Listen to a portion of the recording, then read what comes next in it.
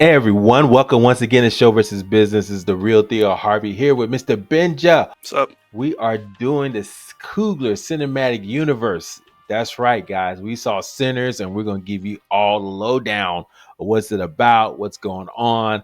Mr. Benja, what did we talk about on this episode? Hey, man, we talked about it. It's got depth, but do you need to see it? That's up to you. We don't really tell you that kind of thing. We broke down some of the numbers in Hollywood. We broke down some of the things that went on in it. And actually, we did a lot of spoilers. So if you haven't seen it, don't watch this one, but watch it later after you see the movie. And we tell you why this is going to be the introduction to Kugler's cinematic universe. I love it. I love it. I love it, guys. Look, check this out. If you like what you're hearing, go comment, like, smash that subscribe button, because we have something hot for you every week. And we do our comment corner every week. So you guess what? You could be featured on the next one. So go check that out. Well, Mr. Benja, I'm ready to get into this. What about you? Let's do it. Let's go. This is Show versus Business, where pop culture meets pop money, with your host, the real Theo Harvey. And Mr. Benja. So, Mr. Benja, how was your week? I want you to know something serious. For all have sinned and come short of the glory of God. I was about to say Kugler, but that'd be a little too far. I didn't want to say to the glory of Kugler. Yeah, man. So it's been a sinner's week. I saw the movie, got hyped, and really, really quickly, man. This week I just saw the movie, and I was like, meh, whatever. Then I got in the parking lot, sat down, and realized, you know what? I'm still a hater. I'm just a hater sometimes, and why do I have this feeling in my chest? What about that one scene where, hey, let me text such and such and let them know I saw it? Actually, come to think about it, that after credit scene. And I just kept on doing that. And I was sitting in my car for like 15 minutes and I started tearing up, man. Because, by the way, it was set in Clarksdale, Mississippi, where my dad's family is from. So all of my What? dad's side of the family, it hit hard on a lot of levels. And that was my week basically. It just kept reverberating with me. Um, Everything else was pretty standard, but Sinners stuck with me, and I realized I've fallen short of the glory of God, and I want to repent Man, or that's sacrifice awesome. something to Baal. I don't know. I can't decide yet. I go either way. Eternal salvation, damnation. Who knows? Nah, man, that's awesome, man. I know we'll get more into it when we get into the Sinners review. If you guys don't know, this is all Sinners review that we'll get into. So we will be dabbing into spoilers later on. But man, I mean, it's a thinker, man. I mean, I think that was one thing I knew it was a good movie when it was like, did that work?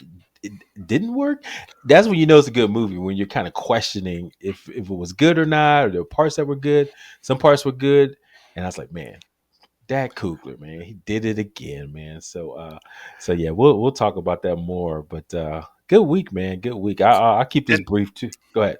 if for anybody who's thinking about clicking away real quick, I do want to give my explanations as to why this is the beginning of the Kugler cinematic universe, but we'll talk about that later. Yep. Spoiler. We're gonna get into it. Well, that's a preview. Leaving one or more. But anyway, so I'll be quick. I just got back from the screening, Revenge of the Sith. Hey, happy anniversary! 20. This is a review 20 years in the making, Mr. Benja. Wow. So I took my kids on a whim and said, hey, you know what? This back in the theaters. I think they re-release these movies every May 4th. That Star Wars Day Something now. gets released, yeah. Yeah, something gets released. They always have a big Star Wars celebration somewhere. So it's sad. These movies are getting more play. Older movies are getting more play than any new movies that we haven't seen in about 7 years now. But anyway, I But digress. ever Yeah, since Star my Wars. VCR busted, I couldn't watch it. But it's at the Yeah. theater. I'ma go. These Star Wars movies, man, I tell you, I'm talking about like new Star Wars movies. I mean, we're Yeah. getting Grogu and Mandalorian Grogu. I think next year, is that the rumor? So we'll see if that comes up. And then they just announced another Star Wars movies with Ryan Gosling. So we'll see if that ever sees the Oh light of Lord. day. Yeah, I know. More shenanigans ensue. But anyway, Revenge of the Sith, man. Oh wow. This hit different, man. I haven't seen I don't remember. I don't go back and rewatch the prelude. I call trilogy. Oh, that's not a bad way to say it. Ooh, prequel, The trilogy. trilogy, Ooh, write that trilogy. down. I think I just said something. Trilogy. I never heard one say that before. But prequel, the trilogy prequels of how Anakin became Darth Vader. So I haven't watched them in a minute. I go to the Holy Trilogy, right, which is the original one we grew up on, and I watch those like maybe once every couple of years, all the way through. But yeah, man. So I don't think I watch them as much, but so I thought of all three of them. I know you're a Phantom Menace guy. I know. I just know that's how you get down. But man, that Revenge of the Sith, man, I always thought that was good because of the knowing where it was going, and the fact that it was still going to be get there, and how they got it there. It was kind of interesting. So a lot of stuff didn't work. Watching it recently, there was the first hour is tough viewing, man. It's like I was sitting in the theater, no one laughed at the quips, the silliness. I don't know if you remember, they were trying to get Count Dooku, and it's just shenanigans, right? You got R2D2 doing his thing, Yeah, dropping oil on other robots, droids coming in, and yeah. they turn them on fire and all this other They're up and down slipping the and doing elevator. the slapstick, doo, doo, doo, Yeah, doo. slapstick, whoop, whoop, whoop, whoop, and the elevator going up and down, Palpatine hanging on to Anakin's shoe. I think it. Just I think it set in once Grievous showed up. I was like, okay, now we're getting somewhere. yeah, that it was rough though, man. I mean, it was like no one's But laughing. I was like, this is awkward. This is very awkward. But you're right, man. It does get into when they start that whole scene where they break apart, and uh uh what's his name goes Palpatine picks Anakin to kind of be his personal aide to the Jedi Council, and then of course Obi-Wan goes after Grievous, and then he says to him, he said, "Oh, you're my friend. We'll see each other again." Gives him a hug.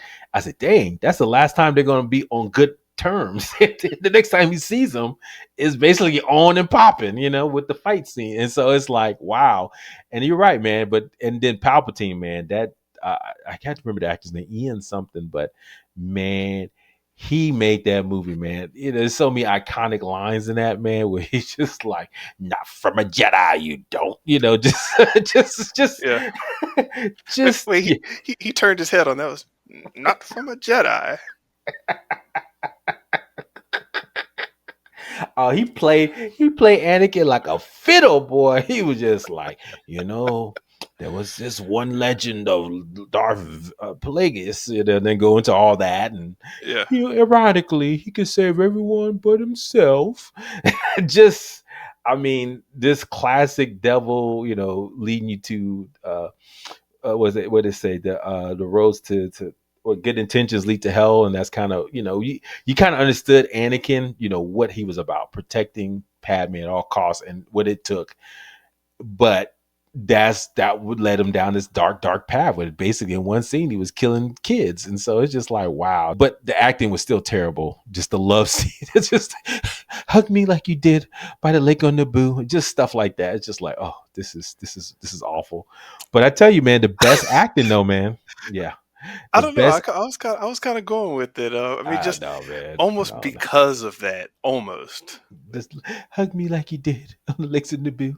But I tell you, the best acting was when that scene where it was quiet. They didn't say anything.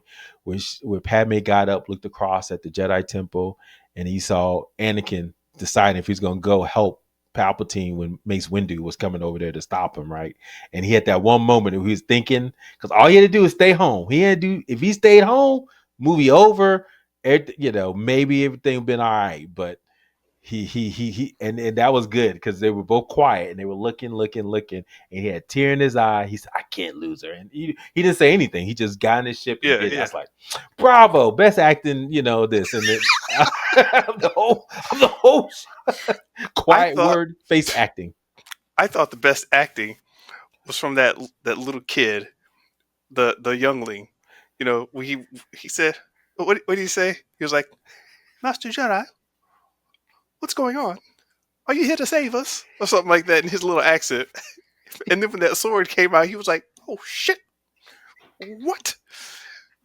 Oh, that hit so What hard. you I doing?" forgot. I That little forgot kid how hard jumped, that boy. was. He was just like, I forgot that they showed the kids. I thought they were just sitting around and just looking at them. But that kid came out, boy. He was like, Master Anakin. He says, Jedi Anakin. Look, you know Oh. what? You we can't hold them off. Are you here to help us? Anakin looked at him. Zoom. He was Just like, with the towel, man. Oh yeah, man. It was like hard hitting, man. It just like, but it was just such a flip because once he did what he did to Mace Windu, right? You know, because Windu had dead to rights, and you know when I watched it again, man, and I mean, Palpatine, man, he played a high risk game, man. He played a high risk game because at any point, when Anakin knew he was a Sith Lord, Anakin could have knocked him out, and he felt like he still had control. And he was hoping that he's going to come to his rescue because he knew if Mace Windu found out, and which he did, he's coming for him. And he just hoped on hope that if Anakin came to save him, then he had a shot. But I guess what high risk, high reward, baby. Because then if Anakin came, Order 66 is right around the corner. well, I wonder about that. There was a theory I was looking at that maybe he thought that he could end up um, goading Anakin into attacking him anyway and taking down Anakin if he had to, or at least severely hurting him, and been like, "Look, this dude got crazy and attacked me," and then he would have pushed the Jedi out from that angle, um, Hmm. bringing in Well, some other apprentice. But you know, well, you know, I mean, he played this from the fiddle from the beginning, right? He's playing both sides. I mean, they had the separatists. They thought he was on their side. He was playing them against each other.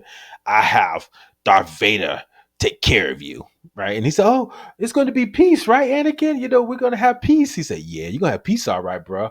Oof, he shut down those doors so quick with the town on the Jokers. I was like, "Damn." So yeah, man, it was hard hitting, man. I forgot how hard hitting it was, and so that. But you know what, Mr. Benja? It works very well. That movie came out what 2005. yeah. It works very well as a Trump metaphor, man. I Oh didn't know gosh, how well it would. I know we're yes. gonna go there, but it was just like this transformation from democracy to dictatorship, and just Mm, how just the hmm. play on like some things. Mace Windu said, "He's got the Senate, he's got the Congress, he's got all the power." I was like, "Oh snap!" And then Padme sitting. Remember that line when she says, she said, "Oh, this is how democracy dies. Not in a whimper, but with thunderous applause." And so it's just like it goes to show you human nature does not change, you know, when people are moving in that direction. And I was sitting with a bunch of younger kids, you know, like college kids. They probably saw this when they were like kids. I wonder if they made that connection. It's like, wait a minute, movie was made 20 years ago, and we're living that now. And it's like, so I thought that was kind of interesting. So some of those lines hit really hard, you know, and I was like, dang, this is such a. And then you know, of course, the memes they don't ever disappoint. Unlimited power. and then the Obi-Wan when he's sitting there going to confront Grievous and he thinks for a second. He said, I just jump down there and see what happens. He jumps down there. Hello there. Hello So there. it's yeah. So it's just yeah, man. So anyway, man, still hits where it needs to hit. How'd Surprised your me. kids like it? That's why I asked him. I said, "You like it?" My kids liked it. I mean, no, one of my nephew he fell asleep on it. You know, Okay. and true story. 20 years ago, my wife fell asleep on it as well. So it's just one of those things, man. Some people just Star Wars just ain't their thing. But I think my daughter liked it. You know, she's a little bit more in my vein, and my son, you know, he's a little too young. So when the part where I've got the high ground, Anakin. I said, "Oh, let me." So I went. So he was sitting like in front of me. I had one seat behind him. So I got up. Said, "Excuse me." So I sat down right next to him. When that scene came, I said, "Hey, you know, hey son, look at me." I said, "You know, that's fake, right?" You know, That's when he funny. cut his legs and his arm off, and he starts burning up. "Ah, I hate you." I was like, "Oh Lord, this is too much." So anyway, but yeah, still hard hitting when Darth Vader gets up and you know the whole mask comes on and you hear the breathing for the first time. Chef's kiss. So Yeah, yeah, that was a good closeout, definitely. yeah. So anyway, Well, man, good that's week, good that's my week. yeah. It was a good week, man. We closed it out good. What's next, man? All right, man. We're not gonna spend too much time on this 'cause we got a lot to talk about with Sinners, but we got some comments in the comment corner, and really quick, we just want to shout out Cora Gray. talking about the Superman behind the scenes look review. It wasn't really a trailer; it was just a behind the scenes, but we went ahead and talked about it anyway. And one point that's made in the comments says we were talking about Gunn bringing in weird characters and his weirdness into Superman, and the comments referencing that. It also enables him to use more popular heroes like Batman and Wonder Woman in their own films without doing them disservice and treating them as cameos, which is a good point. So if you've got Superman, very top tier guy, if you bring in really high tier, second tier guys as your cameos, then that kind of messes them up in their own film. So I really do respect that. Like, yeah, you bring in some Guy Gardner, some, what's his name, Metamorpho, some other characters that just aren't as high tier as Superman, or even right below Superman's tier, maybe C or D tier characters, or in their presentation. Some might argue Hawk Girl is B tier or whatever, but you know what we're talking about. That's a very good point. So with this new DCU, this is giving him a chance to play around with different characters, see who people like, people don't like. Very good point. Yeah, I would just say DC Studios, they're trying to do something different here. But this is James Gunn's MO, right? Take some crazy characters and just make them the most interesting thing ever. So I think that was his. We talked about this last week. I think he was so hard trying to figure out the angle in, right? And so this is his angle in. Let's get Guy Gardner out there with the bowl haircut. Yeah, we're gonna make him cool. So On the one hand, it's Superman. On the other hand, I'm weird as hell. God dog it. How do I do make this? it work? Let's go get Guy Gardner in the bowl haircut. Yeah. And the gap tooth. I can bring the dog in. That's fine. And yeah. There it is. I've never seen a dog with the worst haircut. No, actually, I have. It was I was in Deadpool and Wolverine, but yeah. But is the hype for this? I think this is getting higher and higher, man. So he says, I will be there day one to see Superman. Pacing Pete, we may need to get him on. I think isn't he a hardcore Superman guy too? So we may get him on as well. But yeah, man, I think people are ready for Superman. So I'm cautiously optimistic. So I think the litmus test is going to be Fantastic Four, to be honest with you. And I think that comes out first. But I gotta check my data on that. But if it does, and if it doesn't do well, or if it's just middling, oh no. Getting some different opinions on Fantastic Four as well. So we're gonna follow that one. Maybe we'll do a second trailer reaction when another one comes up. Yeah. So because there will be more. Yeah, man. Seeing some stretchy bits. What's up, man? No, that's pretty much it. I mean, do you want to get straight into the Sinners? Yeah. There's enough to get into with Sinners, and we got some trailers to hit later, so we can go ahead and get into it. Now, first of all, before we get to my craziness with the Kugler cinematic universe theory, we're going into some good numbers here. And I'm hearing it's only like a 10% drop from the opening weekend, which is pretty impressive. Theo, what's going on with these Sinners numbers? Are we still making money here? Yeah, it looks like it's going to be the number one movie as we're recording this on a Saturday. It's probably the number one movie. Your favorite movie, Accountant 2 came out as well this weekend, but it's number 2. And then I think From Dusk Till Dawn, that horror film came out, but I think it's like 4th. But yeah, man, it's just plain old Dusk Till Dawn. Not Dusk Till. Oh, good point. You're right. It is. Is it called Dusk Till Dawn? I think it's called Dusk Till Dawn. From Dusk Till Dawn is the Quentin Tarantino one. Oh, which we're gonna talk about later. They're so sly. That is pretty slick. Yeah, no, these slicksters. But anyway, yes, that's not the one we're talking about now. Dude, have you ever been in a theater? Have you ever been in a theater and been like, wait a minute, I thought the title card said From Dusk Till Dawn. Well, actually, it's Dusk Till Dawn, and you're like, no. Yes, yeah, I've done that before. Yeah, watching why am I in a theater called Sinner? Just someone said, I thought this is a Jesus movie. This is it's Easter. It's a movie about sinners. Okay, let me go check this movie out. Hey, I don't think you can do that as much anymore because there's so much. You got to buy the ticket up front. You can't just walk into a theater like you did back in the day. But I made that mistake. Oh yeah. So yeah, man, Sinners. So second weekend audience is broadening. This is according to Deadline, they said. So so basically, originally it was like more male folks came in. So, but now they said this weekend it went from 43% female last weekend to 56 female this weekend. So there's more women going to this movie, right? And I think we're also seeing a rise in the under 25 set jumping from 20% last week to 34%. I got to believe that younger people, they probably want to jump on the bandwagon. So if something's getting hot or momentum, then they'd be like, "Oh, I want to go now," right? Kind of like Minecraft or something like that. So I think that opening weekend number is so critical to get the word out, and people think if it's a hit, then more people are gonna go see it, and that's just the psychology now, So I think that's what we're seeing with the under.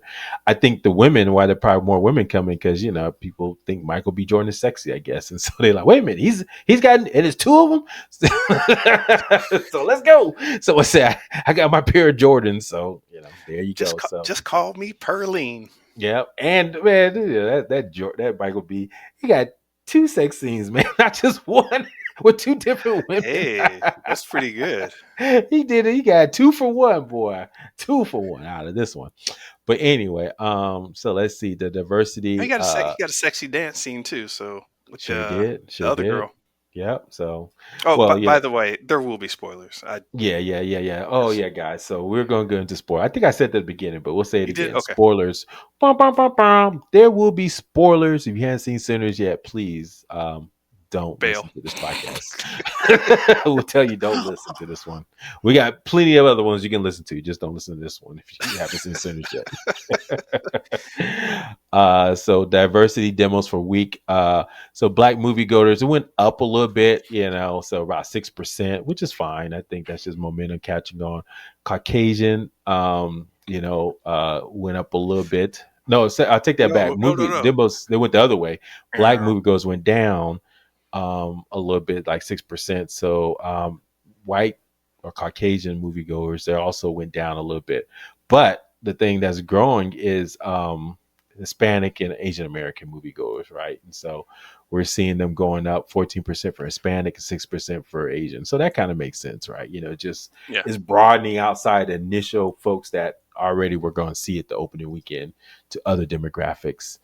And then also they're saying that the positivity score uptick to 96% positive from 92, and with a definite recommend still strong at 81%, which is pretty good. So I think not only because I mean people asked me about it. I think you asked me, I told you go see it, and my sister asked me, and some other people asked me. So I think we're all just recommend people go see it, just because it's a thinker and it's a lot of good parts in there. So I think a lot of people are going to see it now. Really quickly, and we'll probably jump into this a little later.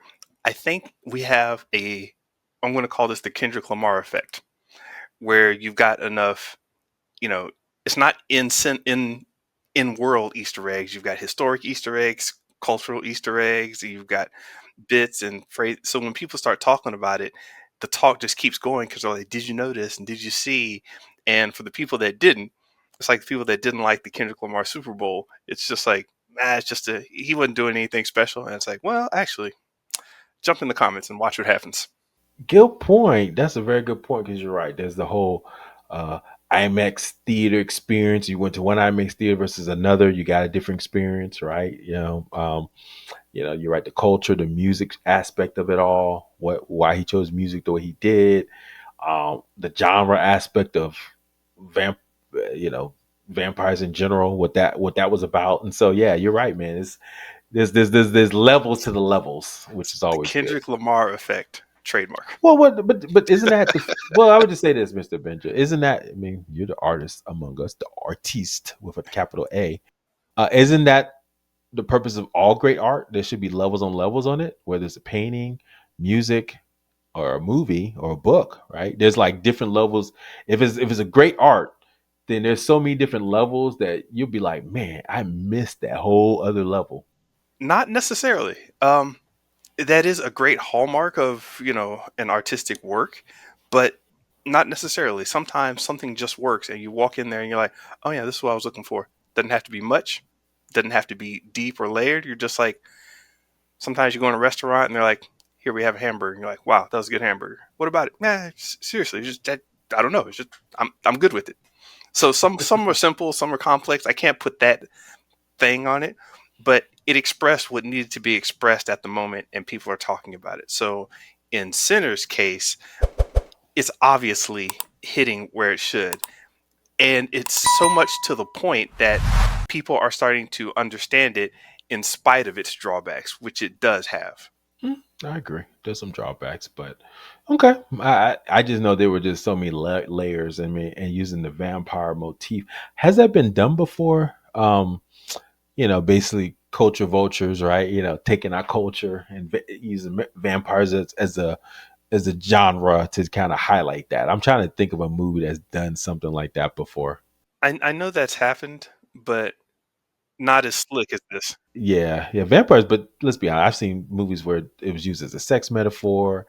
The outsider metaphor. You ever say a good movie is called Let the Right One In? That's a phenomenal movie about vampires, and that was good. So go check it out if you haven't seen it. But yeah, so there's this. I think vampires are a good motif to kind of or entryway or genre entryway into all kinds of different. Kind of like zombies, right? There's a way. It's a metaphor for other stuff, and so I think vampires can do that well. And yeah, you could do that for a lot of movies, but horror movies in particular, it always represents, or a lot of times represents, a force of something we don't want to face, we're running from, we're scared of, we have to deal with, et cetera, et cetera, et cetera. So to see this happen, and this is where I think it separates from a lot of the from dusk till dawn, yeah, from dusk till dawn references. I was like, wait, did I say it right? Yeah, the dusk till dawn references, which they're two different movies, but they're similar movies. Just like, you know, Halo and Doom, people will say, oh, it's just the same thing. Not really. It's you got guys in armor shooting people from first person. Not the same thing, though. Same thing with this. You got vampires jumping out, stabbing people like halfway through the movie or whatever, biting people. I mean, different, different experience, though. Yeah. Well, numbers wise, budget of 90 million. Definitely went over a little bit. But that's fine. I think right now, I think last week it got 48 million domestically. Let's see. They're trying to globals around, 16 million. So it's doing okay, but we'll talk more about that about the R word of it all, right? So but let's be what this means, is this a hit? Is it not a hit? Is it doing well internationally? Which the rumor is black movies don't sell internationally, right? And so what does that look like? So yeah, man, what the other discourse? So there's the movie, right? We can discuss that, and then there's the outside the movie, the drama that kind of arose from these New York Times and Variety hit pieces potentially about saying how this movie is really not a hit and that people are saying it is, and using references to Once Upon a Time in Hollywood, Quentin Tarantino movie that basically made uh, just about the same amount of money on a smaller budget, right? Coming from an auteur, and the reason why they use Once Upon a Time in Hollywood because Quentin Tarantino got the same rights that I think 20-year reversal of characters coming back to his estate, and so like who's Ryan Coogler, coming in fifth movie in, he getting the Quentin Tarantino, and his movie didn't do as good. So I think there was some salt in this whole conversation. So yeah, what would you take of that discourse, that outside discourse of the movie? Well, I mean, this is what people talk about when they say racism. I don't think you have somebody in the NYT. I didn't want to use the R word. I don't know if it's going to screw up the numbers here, but I don't think you have somebody at the New York Times office, with something in his press closet, hanging up on a hanger that he doesn't want to show anybody. I don't think that's the case, right? When we talk about the R word, but somehow with all these people making decisions, it comes out where it's like, wow, movies really need help. Wow, they're rolling back DEI. How do we fight back against this? And wow, things aren't looking too good, but we have this hit product out there. How do we frame it? I know. Hmm, I don't know why it's doing good. This isn't really blah blah blah. And actually, it's no better than blah blah blah blah blah. It's like, why would you frame something in these ways? Why would you do that? I mean, that's just not a positive spin. Do we need more negativity now? What you have to ask, what is the rationale for it? And if you can't easily come up with one and you start twisting yourself into knots trying to come up with an explanation, that's a part of the religion of white supremacy.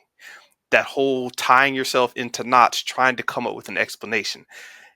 We've just been conditioned in this system to say, yeah, um, let's find ways to knock this one and praise that one.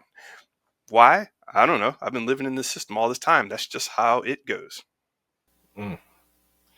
Nah, man, I think yeah, you're right. I mean, I think well, I mean, you said it well. I think racism is just an institutional kind of understanding of like, white supremacy, right? It's like it's almost like you don't even think about it because it's just so known, and so that's where the terms like white privilege came from and things like that. Where so when someone that doesn't look, like them, look like a white person that gets something like this done, a movie, original movie, talking about black culture, using black actors, then and people scratch their head. It's like, is it really that good of a movie? And it's just because of that nature of just being what it is. And so I think that is something that is always a challenge. One of the things that came up around the discourse of this movie was that number one, a lot of Hollywood people were saying this is the end of Hollywood as we know it, the studio system as we know it, just very Yeah, hyperbole, just because the way because the deal was made. Yeah. because the deal was made. It's like, come on, that's ridiculous. One deal was made on with one actor director who, let's be honest, has been 5 for 5. I mean, Black Panther 2 may not have been the greatest movie, but considering all the stuff he had to go against, and it still make that what 800 million or something like that at the box office is crazy. And so and then also don't even count the stuff he's produced, like Judas and the Black Messiah, right? That got Oscar wins.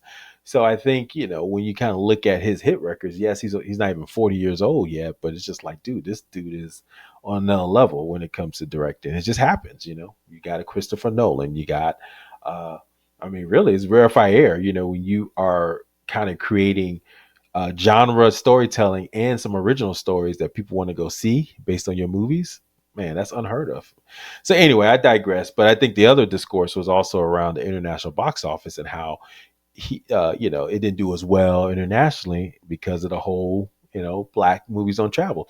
Well, Will Smith said this perfectly. He figured that he said he went personally back in the day when Men in Black was out, when all those movies out.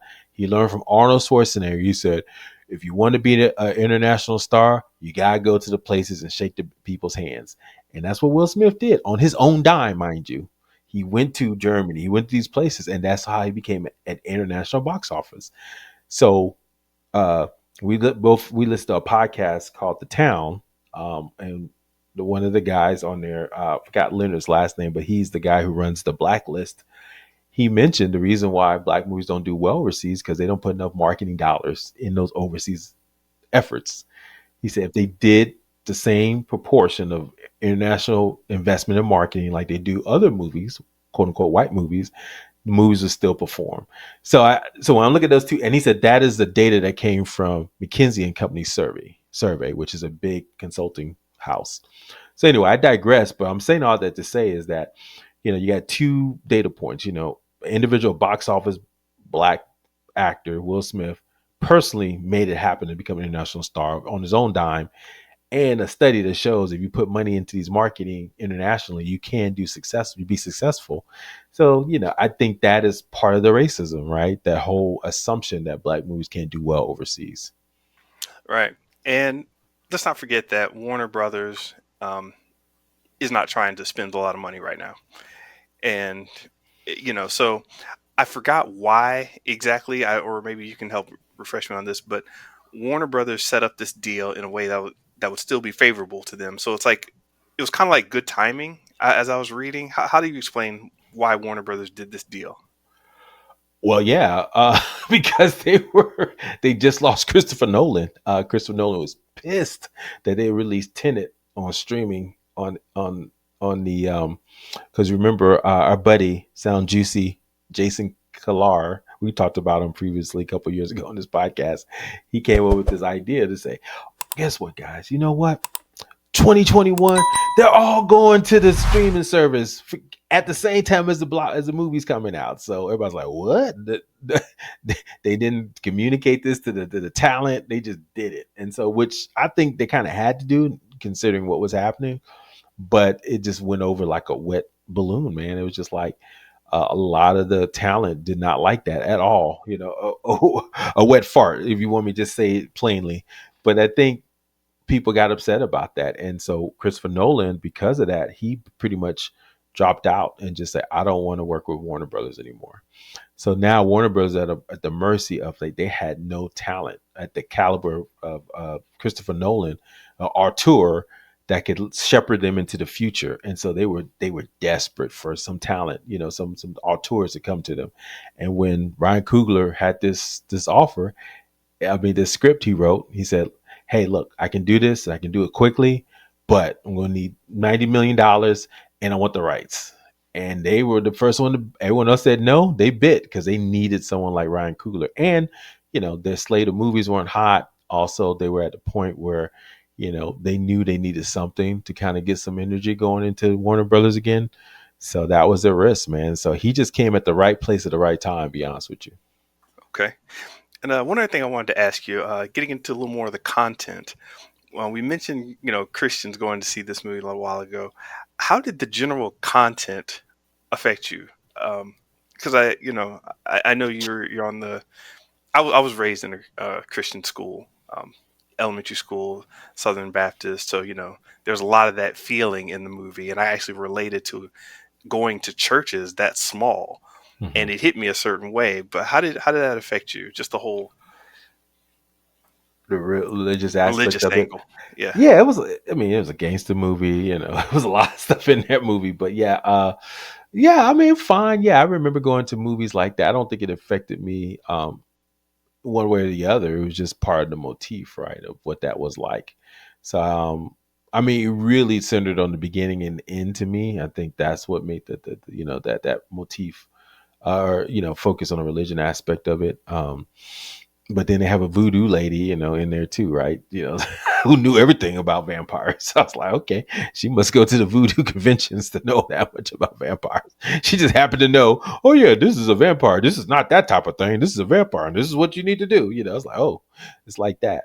But anyway, no, I didn't. Did you find being affected like one way or the other toward religion, toward more your faith, or were you pushing back against your faith because of that? I don't know. I'm just No, no, no. curious. I just found it interesting how the buttons they were pushing and playing the concepts they were playing with. Because if you take a look at the concept of the movie and you start to pull back and try to get a central theme, and this is one of the genius parts of the movie is there. I wouldn't say there's one central theme. It's layered, right? So if you look at the human versus religious layer, because there's a lot of verses and dichotomies and um, dualities in this movie. So that's something to watch out for if you watch it again. The dualities and dichotomies and the divisions and the verses, all the whatever. The people having their own religious experiences throughout this movie. Where did they sin? Where did they push back against sin? And you'll notice that every time a quote unquote sin is committed, something changes in the movie where someone's like, you know what? I'm going to give in to my gluttony. Something subtly changes. You'll notice that like every beat or a lot of the beats are hinged on, oh, now I'm envious of this person. Boom. The tone of the movie changes and they react to each other differently. So look for the eight, not seven, eight. Deadly sins: pride, greed, envy, lust, sloth, gluttony, wrath, and something a lot of people don't consider, but a lot of the churches used to, despondency, which is basically, um, sitting around wishing you were better than you are in your situation. Kind of like a sad, depressive state where you just want to bring everybody else down because you're down. Despondency. Um, it's a weird one, but some people call it vainglory, but that's a little. that makes it sound like pride. Anyway, um, when you watch for these sins, like sloth, you know, when Cornbread was sitting in the field, and he's like, "Hey, come on, man, come work." And he's like, "Nah, nah, nah."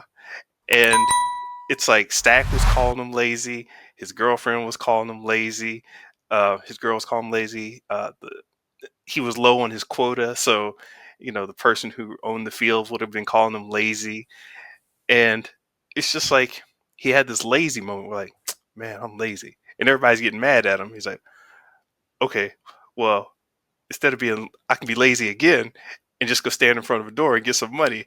It was kind of like just this weird, like, huh, okay. So Mr. Benja, you making me think. This is a good insight. Which each of those characters that they represent, because I'm thinking about the merchants now, the Asian merchants. Do they represent greed?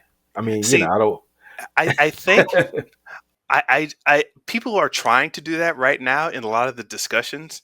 They're saying the central theme on this character is greed, the central character, and I couldn't line up every character individually to a specific sin. I think that would have been too easy. I think people swing back and forth into pride, um, wrath. Like the Asian lady, when she's in the church, she just gets so angry. She's just like, "Well, come on then." And it's like, all right, you let your wrath get the best of you. I mean, your pride, even if that's that. So there's components. Yeah, it's not one. It's like a couple that's kind of wrapped up in all that. I get that part. Lust, yeah, that was obviously there with especially the lady that was cheating on her husband, Perline. That was the character's name. Yeah. And and once again, you go back to what I said at the very beginning, Romans 3:23. For all have sinned and come short of the glory of God. I mean, that's just, if there's an overriding theme, I think that's kind of it. And then you can break down layers on how that happens. But Yeah, good point. Yeah, that's a whole nother level to it, man. I thought that was yeah, I didn't see that till now till you just hit that out, right? The thing that kind of hit me the most was obviously the vampire motif, trying to take culture. But I like the fact that every character had, when he did that scene when he pierced the veil, right? And now you had Jimi Hendrix out there, you had Rum DMC out there, you had B-boys out there.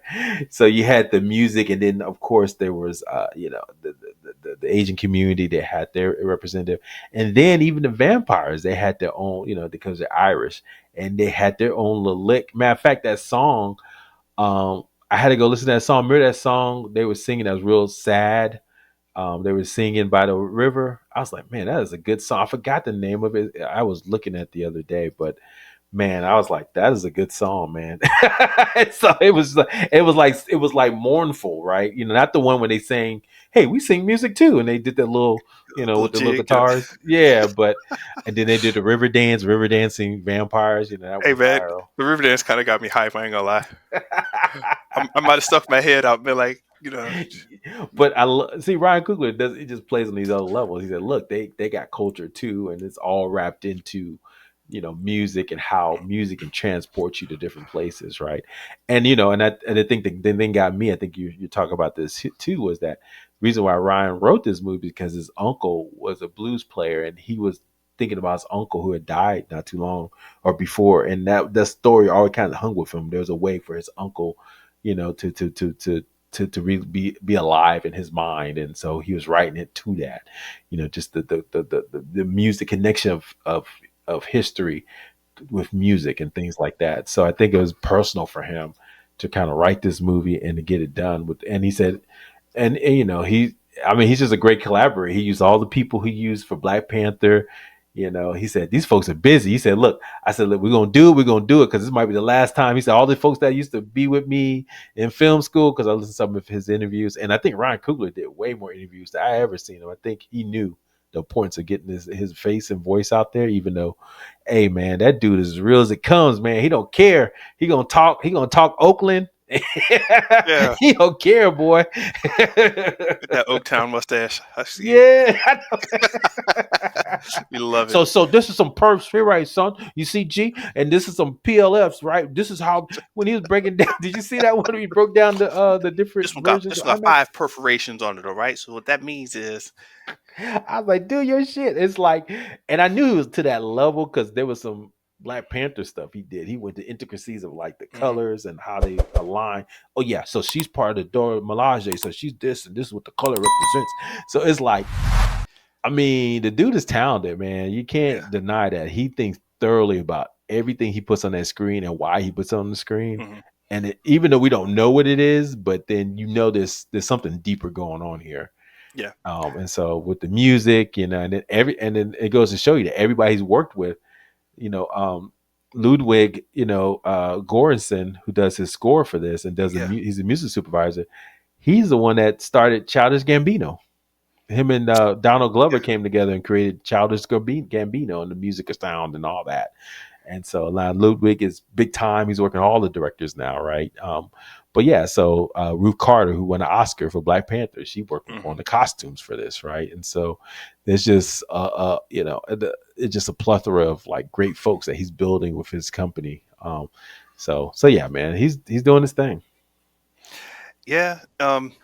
Yeah, it definitely is, man. And speaking of him, he also put a lot of himself in this. Somebody coming up through the movie industry. There's themes of selling your soul, which is what a lot of black culture has had to do. Where it's like, in fact, the story of the blues basically is not centered around, but some would say spawns from the story of Robert Johnson. Do you know the story? Robert Johnson. Yeah. Well, basically, this blues artist wasn't very good. Kid going around playing, and people are like, "Look, kid, you're not that good." And you know, goes away, and then comes back. Suddenly, he's got this new sound. He's really good. He's blowing people away, and everybody wants to come here and play. And it's like one of those things where it's like, "Holy crap! Where did these licks come from? Where did these chord progressions come from? Where's the sound? What in the world is this?" And he's just like, "Hey, man, I just got good." And you're like, "No, you didn't."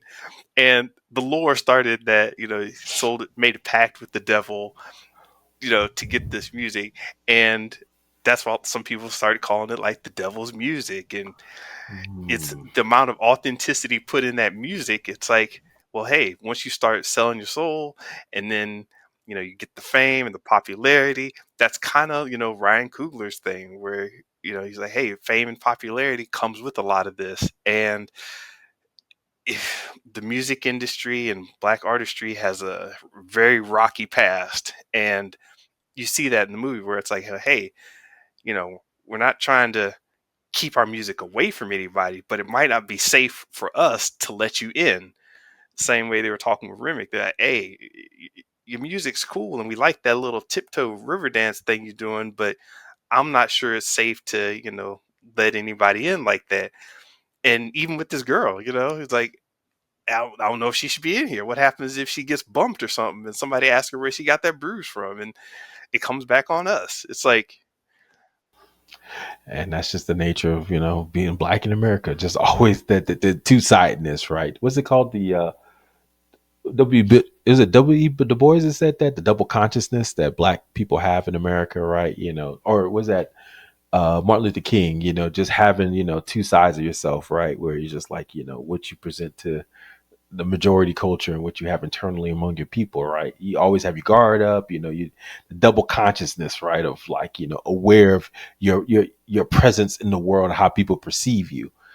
which is why there's Smoke and Stack, and they both have to be out there. You know, one's got the gun, he's going to get bucked. The other one's going to go out and talk to people. Yeah, there it is. Well, let me ask you about that. Just, the artistry of that. Did you feel like there was enough there to differentiate between the two twins? As I said, this is an extremely subtle movie, and sometimes you have to get that subtle because otherwise you risk overpowering and stepping on the toes of another thing you're trying to say. So you have to be subtle with it. Um, because if you come too strong, someone's going to say, "Oh, you're trying to do this," and then that messes up the whole balance, right? So, like, it's Smoke was the one who was smoking people with the gun, bang, gun smoke and all that. And Stack was the one who was about, stacking paper, talking his talk, and etc. Um, even in the very beginning, when they saw the snake first appeared. Stack gave Smoke the knife and like tried to placate Sammy and was like, "Hey, chill out, Sam. It's all good." Stack was the one who actually had to grab the knife and kill it. Take care of business, yeah. And this is like the preacher and the pimp kind of relationship. They're both doing similar things, but one's in the street and one's in the pulpit. It's oh my god, layers, man. I'm just saying this. Did it work? Layers on Yes. To layers. answer your question, Okay, I like that. Man, I mean, obviously the clear motif was the artist's choice, right? Give up that music, get up what you feel like you're born to do, right, in this world. hmm And he couldn't do it, even though that's the thing that was almost killed him. And so to me, that was just yeah. Oh like yeah. the When artist's Sam was holding choice. on to the yeah, it was. Yeah, Oh my goodness. It was all broken up, and he still said, "Hey man, let it go." Even that little last bit, he was like, that "Can't little let it." bit, and Ooh, that was, but it almost killed him, but also saved him too, because remember that's what yeah. had the silver in it that allowed them to kill the vampire at the end. And so I thought that was genius. Is like the one thing that, because that's true of a lot of artists we know, like how many artists died too young, right, for their artistry, or but it also saved some people because it's like I didn't have nothing else but this music, and this kept me off the drugs. So it's kind of like two sides of the giving yourself to the art, right, and how you give up everything else. And so yeah, man, I mean, definitely it's just low. And then also I liked how they tried to humanize the vampire, right? He was trying to create this whole, hey, we can create a community. We're all multicultural, baby. We're just one big family. It's dangerous. They try to assimilate you, boy, man. Look, you and everything I know. And she said, "There's a white boy out here speaking Chinese to me." So Yeah. I thought that was interesting. And then finally, just his wanting to have that guy's power because he just wanted to see his family again, man. And I thought that was pretty interesting. Just having the power to pierce the veil so he can see his say, I've been alive a long time, I just miss him. And so I think that was something that was kind of interesting. So spoilers real quick. Rabbit hole. Go ahead. Yeah, what'd you think of the post credit, well, I guess the mid credit scene, and then the finals credit? All right, so yeah, I'm just going to jump into it here. This is the beginning of the Kugler cinematic universe. Stop playing. Um, this is basically, to me, an origin story, and you could tell that he took inspiration from Marvel in the way he laid out these characters. From Black Panther, this is where he's been around Marvel. He kind of knows how that machine works. And if you're going to come out like this, then you put together a sensible origin. And if you're talking about black artistry really starting to make it in the United States, it starts. I shouldn't say starts. That's a dangerous word. It's really seated in black music, and like I was saying with Robert Johnson and the blues kicks a lot of that off. Blues leads to rock, leads to um, you know changing up gospel, leads to uh, all kinds of country variations. It just changed so much, and I didn't really understand it. My dad used to listen to like Lead Belly and all these characters all the time. I was like, what is this? Old stuff. I go back now and listen to it, and I'm kind of like humbled. I'm like, oh, okay. So, origin story. I think that's what kind of got laid out. And jumping into the future was a way to say, okay, we don't necessarily have to do a period piece anymore because no telling what could have happened in all that time, and we can just jump in from the gun. You got your different factions. You got the Irish, the Klan, Native Americans. Shout out to the the Native Yes. Americans. With their cameo appearance, he showed up. Hey, listen, don't do nothing stupid. Y'all be good. Pew! Exactly, pretty much. Or when the white folks brought him in, he said, against the other, right? He said he may be your skin folk, he ain't your kin folk, and that's what they're trying to warn him. He said, go on now, go on now. And they're like, okay, you on your own. So yeah, man, I think yes. So you know what this also reminded me of? There's a comic book I read. It's called American Vampire. It was by Scott Snyder. Maybe we'll put that in the show notes. But basically, it's so now Ryan Coogler is kind of using vampires, I think, as his entry into. I would love that, like black history and black music, really black music history over this centuries. Is that what you're kind of getting at? Could be this cinematic universe where he's introducing, how vampires are around to kind of shepherd black music through its different stages, right? Well, I mean, yeah, black music. Yeah, different. Not just vampires, but ghost, haints. That's what she thought they were. So she introduced the idea of. Remember, she kept calling them haints, and she's Yeah. like, "Oh, that's not a haint. That's a vampire." What's They've that? already Is that a thing, or did he just make that up? no haints is a. It's kind of a spirit witch of sorts, ghost in the comments, flaming. Um, but no, it's a character that has roots in hoodoo and the Gullah Geechee. I don't know if you've heard about that. Um, but they have a concept of a character known as a haint, which is kind of this witch ghost that haunts. Um, so the fact that she's well versed in that, and then said, "Oh, this is something different. This is vampires," it automatically lets you know that there are more than one type of force going on in this world. And they introduced Al Capone with the gangster level, so you have your pure action star kind of thing out there. Um, you have your musical drama, character. It's just so many different angles. Um, Well, the reason I brought that up, American Vampire, is very similar. Not similar, but it's like a new type of vampire was created here in America. so, so now this new American version of vampire is stronger and faster, right? Hence America. But instead of lead, he's alert. He gets he gets touched by gold. Gold, if gold touches him, it makes him hurt. So it's a whole, and he can see the sunlight, right, just like America. But that gold, boy, that gold get him. So and he's faster, stronger, just America. So it's like using vampires as a what's it called? Not metaphor. Is that the right word? Analogy, metaphor. I always get confused. But as a metaphor for a country, right, and what it means to be, American. But so if he does something similar to this cinematic universe, as we're calling the Kugler cinematic universe, don't add us. Hey, if it becomes a thing, you heard it here first, guys. The CCU. Ryan Coogler, I give you free right to say that you got this from us, and you don't have to pay us anything. Just get the ball started. We'll make something happen. Just Yeah, just come on you the know, show. Just it's tell okay. us. Yeah. We won't sue you. You say, hey, we started the CCU because of Theo Harvey and Mr. Benja. It was just how it happened, and that's why they're sitting here with me here today, and we're going to work together. Boom. That's Hey, how it is. hey, your mouth to God's ears, brother. I got some stories right here, man. Pull them out the box. Now they're crap, but hey, man, you can make something come out of it. But yeah, man. So if he does the Kugler cinematic universe, you're right. He put all these little other things, factors, and he can go into like, Black history, and like you said, the gangster aspect. What's it like in Chicago as a Black American?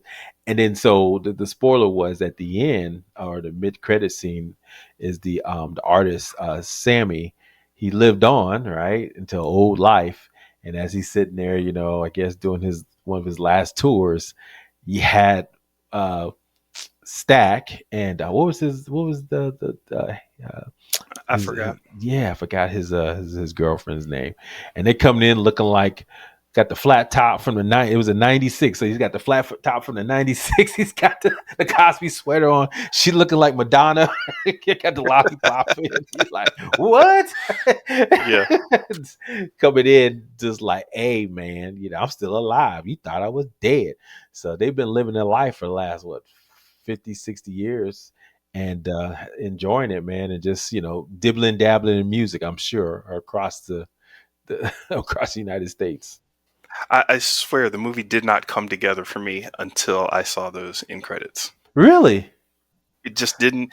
Something didn't gel with me until I saw that, and I think it had to do with the fact that, well, Sammy's was a little more poetic and not necessarily like revealing, but just So poetic. and then we're talking about the very very last one when you say to Yeah. the So the credit. second I one, didn't watch that one. I left. I almost left on the mid credit, but something told me to yeah. stay around. I'm glad I did. But I heard the very last one. So you don't need to actually see it. It's nothing visually exciting. It's just Sammy in the church playing on his guitar, singing "This Little Light of Mine." But the way he sings it, he's got this sadness to him. It's like, man, it's almost like a burden, right? Like Hmm. instead of like a happy, this little light of mine, it's like, man, this little light of mine, I'm gonna let it shine. And I'm sitting there like, dang, you got something good in you. It's got to come out. It's got to come out. What you gonna do? Yeah, Let it shine, baby. I love And it. yeah, so it didn't really start to hit me until like, oh, okay, I'm starting to piece this together. You know what? The vampire, stack vampire, held his word and was like, you know what? I'm not gonna. I don't need to mess with you. I give you the choice. You know, I got this evil power in me, and I was like, okay, this is interesting. And it really started to make me think, why would he go through the trouble of making these two end credit scenes like this? So yeah. Cinematic universe is coming, man. Any last minute things on man? That was yeah, it was a great movie, man. That's my thoughts. It's just it has some flaws. Like I think the first part was interesting, but a little too long. I think that he's trying to get all the gang together just to kill him off. But that's just I digress on that. But I thought that was a little bit too long. If I had to give it a little, maybe clean that up a little bit more. But and I thought the let's see. No, I mean, once the genres start kicking in, I thought that was pretty interesting. How they're gonna get in and all that kind of stuff. But I like how real world came in flashing in. The Ku Klux Klan, to their credit, we're gonna show up anyway, and smoke was ready for them. So I thought that was kind of because I'll never forget. I was watching the movie because we saw the trailer, and I was like, "Oh, there he is. He got the gun ready. He's killing all these vampires." Nah, son. Because I was sitting there somewhere. I didn't see that scene because it's so prominent in the trailer because he's shooting and then it's SINN. I was like, they didn't show that yet. So like, what's going to happen? Oh, so anyway, I thought that was a good way to kind of end it. And obviously, quote, he may have passed on. Who knows? They might keep him around for the sequel. Well, yeah, even in that, the very end of that, he gave the clan guy gave him a choice, and or offered a choice. He's like, hey man, you can help me out. I'll do this for you and that for you. And it's like it's just that constant struggle of, man, do I take this and be quote unquote good, and do I sell out, or do I sin and be good? It's like, Mm. dang. So We both enjoyed it very much.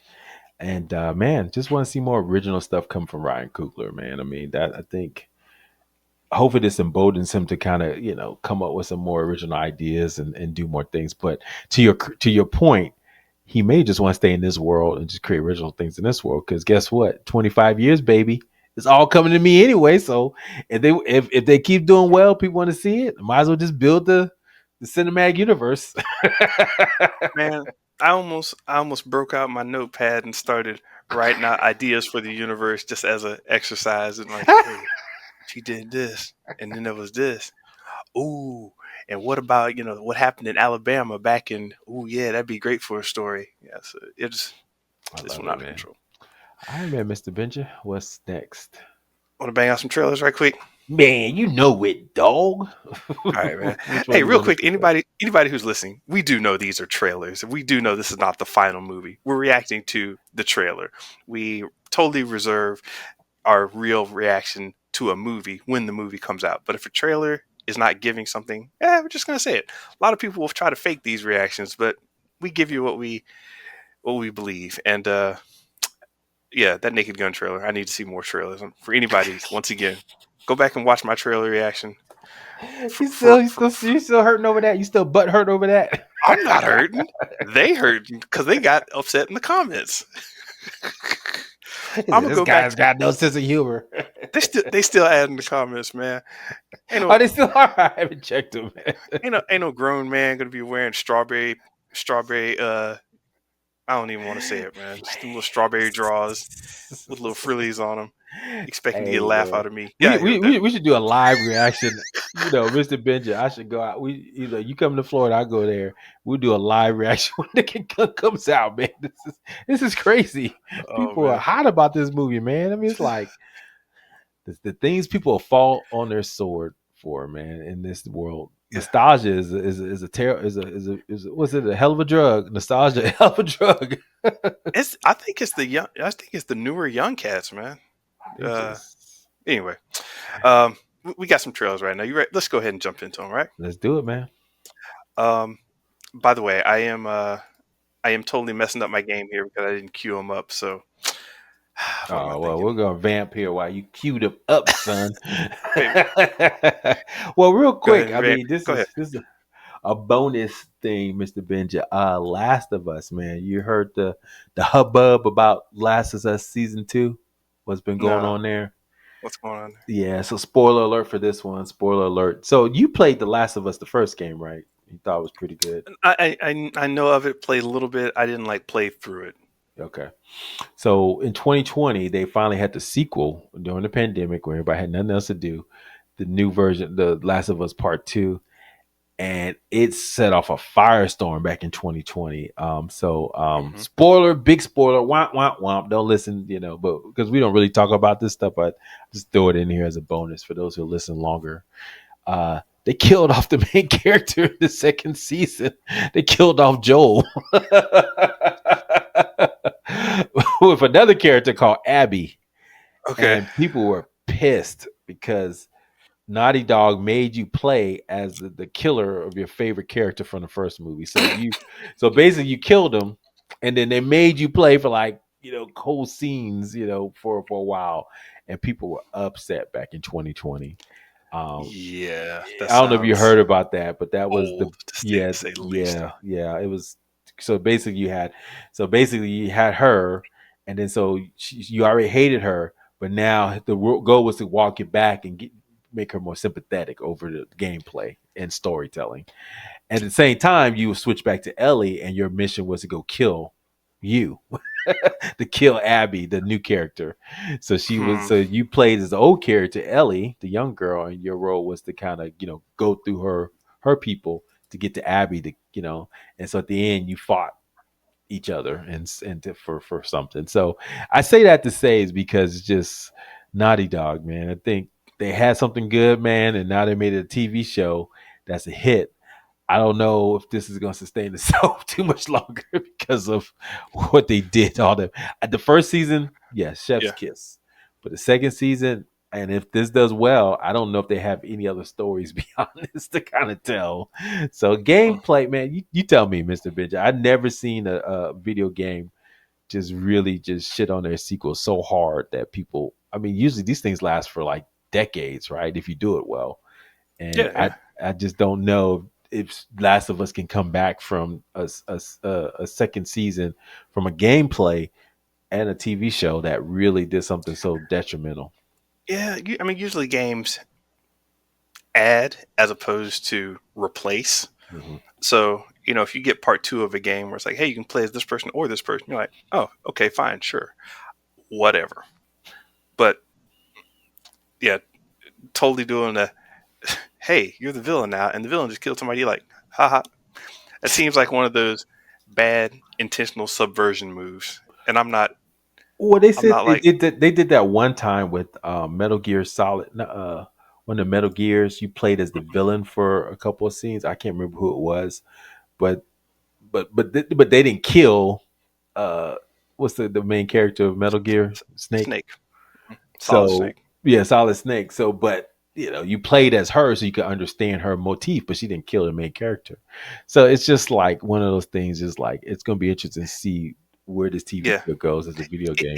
it can work, and Metal Gear is known to be weird, so it's kind of like in the wheelhouse. You're like, okay, sure, but that's a different story. Yeah. I am queued up now, so we can Let's quit the roll, playing around. man. So we'll talk more about that later, guys. If you guys want to, we don't really talk video games as much here because I'm not a big video game player.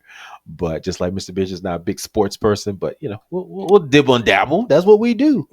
Yeah, dabble, little dibble, a little dabble. All right. So we've got the Weapons official teaser trailer with Josh Brolin, Julia Garner, and Alden Ehrenreich starting right now. Mr. Graff, I can understand your passion, and I don't mind having these conversations with you because, God forbid, if it was my child, I'd be demanding answers too.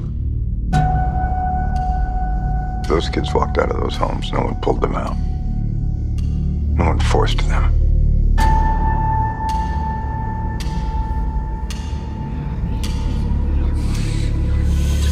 Oh, yeah.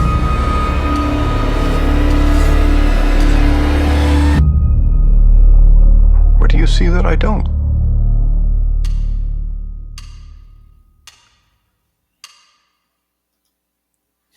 Okay. Short, sweet, and creepy as hell.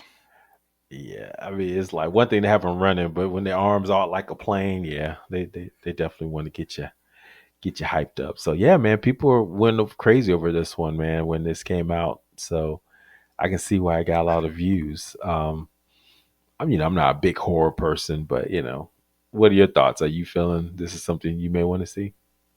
I like the sophistication of it with the music, the cinematography, if you will, the way they're laying it out. Like, it's not your traditional angles and things that they're showing here. And as far as the teaser goes, yes, it did the job. It teased, which is That's what it's for supposed sure. to do. Yeah, because some of these teasers are like trailers, and they're telling you everything. I'm like, okay, I don't know nothing. All I know is some kids are Or, yeah, gone. or they do something that doesn't really tease you. It just like, shows a gun. One day I'm gonna shoot him, and you're like, "What's up, man? I might care." But this teaser, I'm kind of like, "Wait, why would they? Hold on, are they weapons? What's the title?" And it didn't Yeah, even. good point. Yeah, weapons. Yeah, what's that about? It's like, Yeah, man, that's clickbait 101, man. Have a title that has no bearing on what you show people. You're like, what? Clickbait 101, guys. That's how you get yeah, it. So yeah, I don't really have too many opinions on this right now. Just I'll yeah. I just had to. get the I had to trailer. put it out there because I was looking at the list of trailers, and this one, a lot of them were getting like 2,000, 3,000, 5,000 views. This one got 32,000 views, and I was like, oh, okay, there might be something there. Okay. So, all There right, you go. well, that was weapons. All right, let's get on to the next one. Theo, this is yours. This is the trailer reaction to Heads of State, official trailer from Prime Video, starting right now. Mr. Prime Minister. Mr. President. It's our debut duet. Duet. Yeah, it's like I'm Dr. Dre and you're Eminem, and we're taking that stage for the first time together. I'm Eminem. Oh, Lord. What is it with you walking around thinking you're better than everybody else? What's the difference between me and you? You are the commander-in-chief, some DJ in Vegas. What's the difference between us? All right, I get it. You don't like my movies. I've never seen your movies. But the universe keeps telling me I look cool with a gun in my hand. What's the difference between me and you? A toy gun. What's that? That can't be good. Stop the beat a minute. I got something to say. Oh, shit.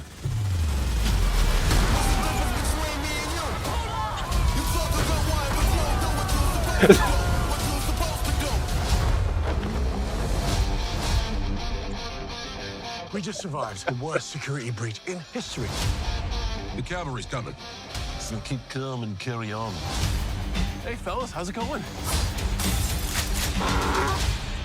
Yep. We're about to get our asses kicked. Man, read the room.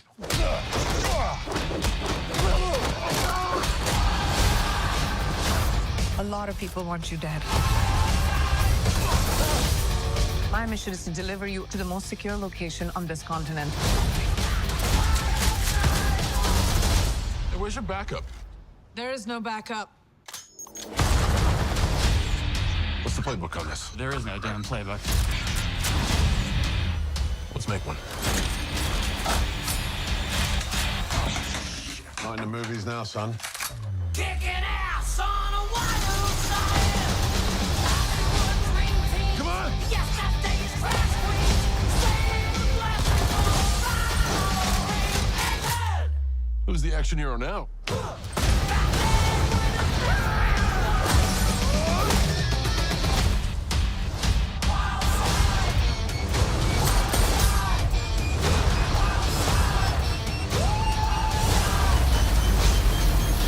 How are you alive? I just kept calm and carried on.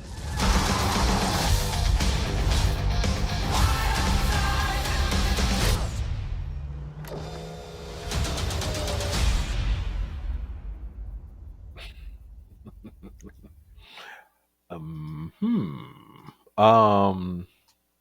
I like how they say new original movie. Well, and you saw also this is coming out July 2nd. So this is very similar to the strategy that Netflix did with Beverly Hills Cop 4 or 3. Yeah, that's how bad it was. I can't remember. I think it was Beverly Hills Cop 4. Remember they hyped it up. Eddie Murphy's going to be on Netflix. Blah, blah, blah. Go watch it. Movie was not good. I can't remember what it was about. So they're trying to do similar, something hype to get you going to go streaming on July 4th weekend. I mean, but all these streaming action movies, don't they all whiff? There's a whiff of sameness about them. I don't know. What are your thoughts? No, this was new and original. They told you in the trailer. You need to watch it again. It was new and original. What's wrong with you, Theo? Jeez. They're pumping John Cena. I don't know if you heard in the wrestling world, he's a bad guy. Yeah, I heard. So they're pumping John Cena. Idris is always kind of a fan favorite. Hasn't fallen off yet. Doesn't seem to be like he's about to fall off. I didn't mean it like that.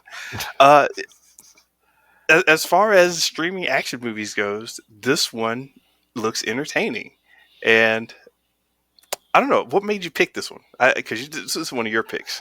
I'm watching basketball. They're hyping all kinds of movies, and this came up in one of the commercials, and they said watch the full trailer. So I just saw a snippet, but they didn't give you anything. It was only like 10 seconds, if that. Yeah. So they do that trick now, right? They give you enough of the trailer. It's like a teaser commercial to go watch the real trailer online. Yeah. So I wanted to see watch the real trailer at Amazon. Yeah. Right. So I like how they have not just a buddy cop, but a buddy savior duo.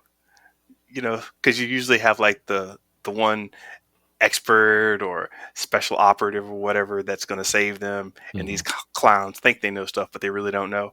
So now you have these two people coming in saving them. So I don't know, it could be interesting, some twist in there. I'll check it out. Well, he's got if you really want to see Idris, I mean, I thought it was a great show. Hijack, do you ever see that on Apple TV? No. Yeah, he was good in that. And he didn't do the whole action scene thing, really. It was more a thinking man's kind of play, and he was on the plane that got hijacked. So I thought that's kind of interesting. So, what you trying to say? You trying to say I'm not good enough to think through a movie? No, I'm just saying he played a thinking man's action hero. Dang, he's 52. Dang, man, folks getting old, man. But yeah, do I like it? I mean, sure. I like Jack Quaid. He's in everything now. Yeah, he's charming. Priyanka, they trying to make her Chopra. They trying to make her a thing, I guess. Where have I seen her? She's been around for a minute. She did this thing called, I think, the Citadel, which flopped. Okay, that's exactly it. I was looking. I stopped that on like episode 1, 3/4 of the way in. Yeah, I heard it was terrible. I haven't watched it, but it's on Prime now. Russo brothers. I mean, they're shooting blanks, man. So I'm scared for this new Avengers movie. Whoa! What? Citadel was Russo brothers? Yes, man. See, I try to go in blind when I watch these things. Good for you, man. I don't hate in the trailers. I look at the trailer for what it is. I was so blind when I went into Citadel. I did not know it was Russo brothers. That changes everything. Because the Gray Man, that Citadel. They just did that piece of turd called, what was it called? The Electric State on Netflix. Yeah, man. The Russo brothers, man. I don't know, man. They just they produced this one. I don't think they direct. But right. It don't matter, man. They just their taste once is your not name good. is attached to you like that, it's like yeah. I mean, they've been, there was a movie called Honey. I don't know if you saw that one with Tom Holland that got bad reviews. So it's like literally ever since Endgame, there has not been a movie they've done or have been associated with that's been good.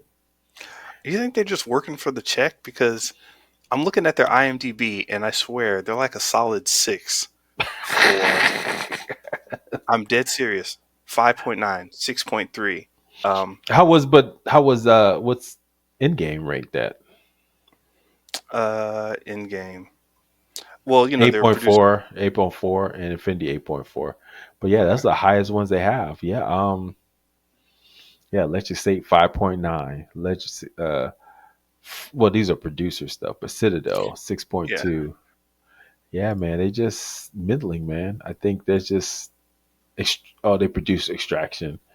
It's just like you're right. I think they're just coming for the check. But anything they directed though, Hmm. not been good. So yeah, Hmm. man.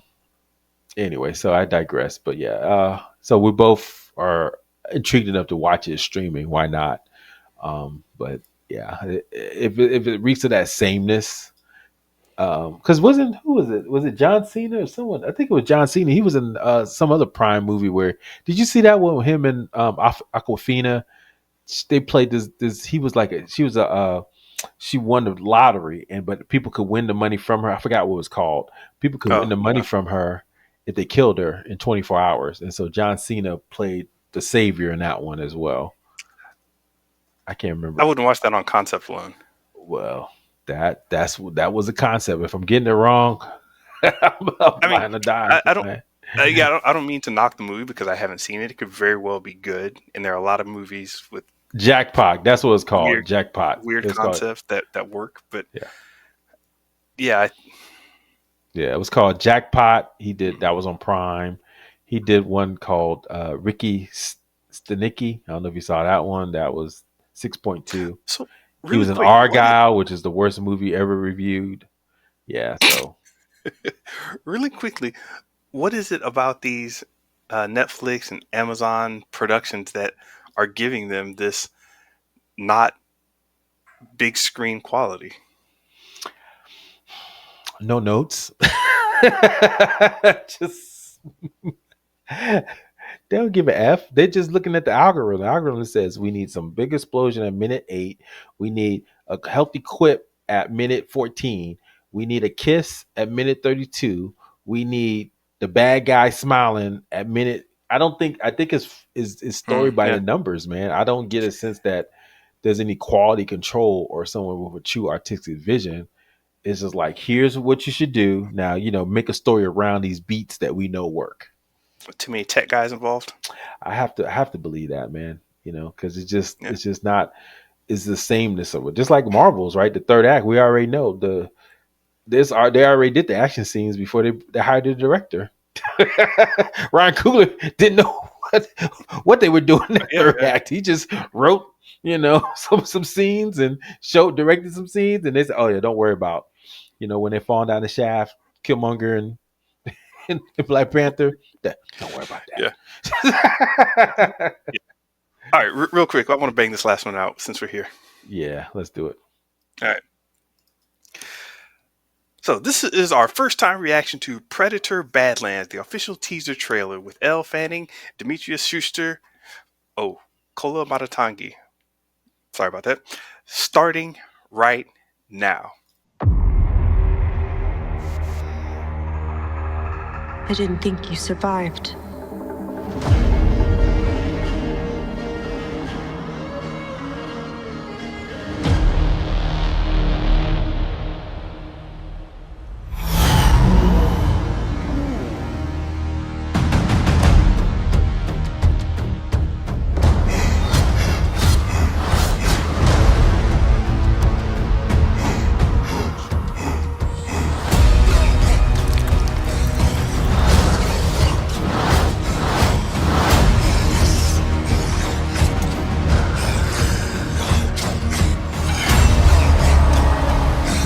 You're hunting something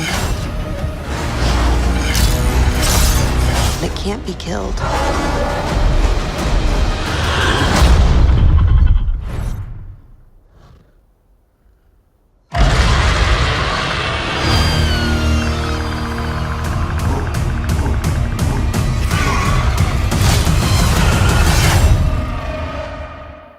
Okay, I'm intrigued. Get a little Predator lore I didn't know about. Get a little action. Get a little, you know, shaved sides of the head with the locks going back. I'm intrigued. And the guy who did Prey, which is way better than it should have been. Yeah, yeah. I'm intrigued, Mr. Benja. I mean, the first time I've been intrigued with, because I don't think we ever seen the movie from the perspective of the Predator, and I think that's the insight here. Yeah. So It's got the perspective of the predator. Definitely seeing a lot more of the, it's not like a Predator in Manhattan, Predator, Predator Predator, takes Manhattan. That's how it goes. Predator takes Manhattan. Predator. In a, fighting some guy from a Texas barbecue joint. You know what I mean? Whatever weird Predator scenario. meet cute in Austin. Yeah. Predator goes to Peru. Pet Predator in Peru. So this is a fresh take, definitely even within its own universe and lore. So I think a lot of people are going to be glad to see this. I'm glad they're coming out strong with it. Yeah, So man. It's about time. This is going to be in the theaters. It's not streaming. Is that correct? I think. Doesn't seem it looked official, yeah. and But see, I didn't get like a Netflix logo flying across the bottom. yeah, you're right. I think the yeah, they'll let you know Prime. When you go to New York, all the streamers have their own little billboard in Times Square. So that's the Netflix one. This is the Prime one. It's so obvious. It's like whatever movie they're promoting that week. That's the one you see. Hey, Like look when what I was Prime there, is showing. It's like, oh, yeah. okay. Because G20, we need to watch that movie. Me and my wife, I haven't seen it yet with Viola Davis as another president that kicks ass. I guess that's just a whole genre now, right? If you're a president, you kick ass, right? Going back to Harrison Ford, get off my plane. But yeah, I think it's one of those things that yeah, I'm intrigued, man. I'm this Predator. I like to see some new ideas coming at. So do you, there's another trailer I want to see. It's only 30 seconds. Maybe we'll get into it in a second. But I like where they're trying to take this genre. I mean, we're going to get a lot of Predator movies. We're going to get a lot of Alien movies. We're going to get a lot of these genre movies. How do you make them interesting, right? And so it's interesting. I guess we're tired of humans now. Let's just tell it from the perspective of the Predator, man. I'm tired, man. Let's just I mean, they did it a little bit in the movie, the original Predator, right? Where you saw his perspective, how he looked at the people. Mm-hmm. But I want to know what the Predator, I want to be the Predator, man. That's what makes it fun. Was there ever a video game where you were a Predator? Yes. Oh, there it is. I knew I played one of the Aliens versus Predator games, and it was really exciting just being able to switch through the different vision modes. Yeah. Because you were like, there were like 5 different vision modes, and you were switching like, oh, wait a minute. I can not only check the heat signature, I can check it's crazy. I can't believe Hollywood just now thought of it as Predator. When did the original Predator come? 1986? Here it is. 30 years later, man. 40 years later, they finally came out with something like this. Where they just did not have the technology, to make a Predator movie? I don't understand. No, I figured there's some guy behind the desk who was like, why are you doing all that? Just put another number at the end and put it in Manhattan. What's wrong with you? I guess, man. Mr. Benja, let's do this next one real quick just to see what this is all about. I have it here teed up. I may have it teed up. So you know what? We don't have to do it. I lost it now. I don't have it no more. Oh, I have it here. No, you said it. We got to do it now. Yeah, we got to do it. Go ahead. All right. This is our official reaction, never before seen, to FX Network's Alien Earth official teaser.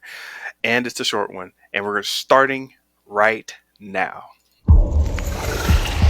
This ship collected 5 different life forms from the darkest corners of the universe. Each one a unique, deadly species. Monsters.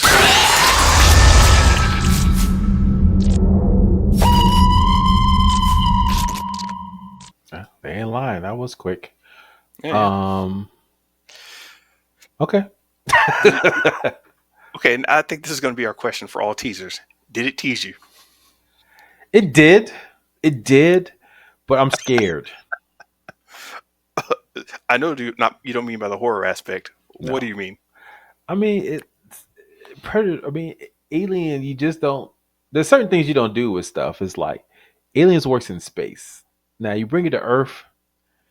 Now you got the alien walking around, you know, walking around New York, just chasing people on the subway. Like, oh man, what is this? Oh, turn this off. That's just I want to see the Predator. You're in space, you're in the confined place, you can't go nowhere. That's the kind of stuff the Predator. I mean, it's like the Predator because you're gonna walk outside, you're gonna see the Predator on the skyway jumping around. I'm like, oh, I don't want to see that. I don't know why, but people like to make fun of aliens. Ever since Spaceballs, Oh, I was thinking people the have same this thing. That's why I was people have laughing too. fun of aliens, and it's like now it's like, is he going to be jumping out of a hot dog cart? In New York. Just, What? Okay, you know what teased me is the fact that they gave the whole there are five I deadly, know. and I was like, Yeah. okay, five. Wait a minute, are they talking about the face hugger and the xenomorph, or yeah, I Are forgot. they creating a whole new, you know, kind of competitors for the aliens, for the Yeah, alien to fight. are Yeah, there he can kill five humans. variations? Are Yeah, five. there humans, the predators, the aliens, and two others that we don't know about? Yeah. Um, But it you just know, seems like the alien doesn't work well on Earth because then it'll be over. Just face hug everybody and that's it. It's like when we go to his habitat and we like, but I guess it does get stupid, monotonous, like the last Prometheus movie. Ooh, what's this? This is an egg. Let me just pull it here and put it in my face. Ooh, it does look good. Ah, It's just. Did you see that so last one, the one they just released? I was gonna watch that one. I was about to ask. I'm not big on aliens lore. I really dug the first two, Yeah, and the rest of them started getting a little off the mark. I'd say where it was oh a yeah, great idea, but then kind of yeah. They kind of ran out, especially when didn't hit. Sigourney Weaver is out here dunking on folks because she's. He saw that. They saw that one. No, Well, there's two ones. The one with the rock when she's in the penal colony with the shaved head. That was out there. right? Okay. True story. David Fincher's like first movie. That's crazy. Mm, I mean, the aliens have always attracted. You got Ridley Scott, the first one. You got yeah, James Cameron, the second one, and you got Ridley. You got Fincher, who does. He did all these great movies, right? Manhunter. He did. So, and then I forgot who did the fourth one, and that's the one where she finally gets to Earth, but she's like a hybrid, and she's like dunking on folks because she's alien human hybrid, and it's just yeah. like, yeah, I think they get kind of hokey. And then you got the Predator So versus Alien crap, so it's too much. yeah, which could have been good. I remember reading some stories about Alien vs Predator. I really got hyped about it. Um, and the What? video game was kind of interesting. But let me see. There's been Alien, Aliens, Alien 3, Alien Resurrection, Prometheus, Alien Covenant, and then Alien Romulus. Now, Alien Romulus is the latest one. And I remember people talking a lot about it, but then when it came out, all the buzz just went away. Not saying it was bad or good. I just remember the buzz going away. Hmm. And that's the one you didn't see, right? Which one was that one? Romulus.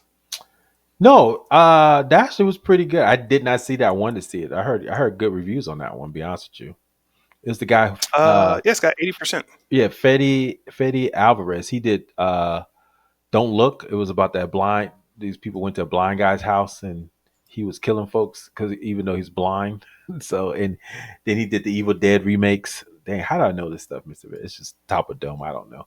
But anyway, so it's just not to brag on myself, but anyway, he said I want to take over the whole Aliens franchise. So I think Ridley Scott and said, okay, here's some stories that you can start telling around aliens. Mhm. But now they got this TV show, and it's like, which one is it?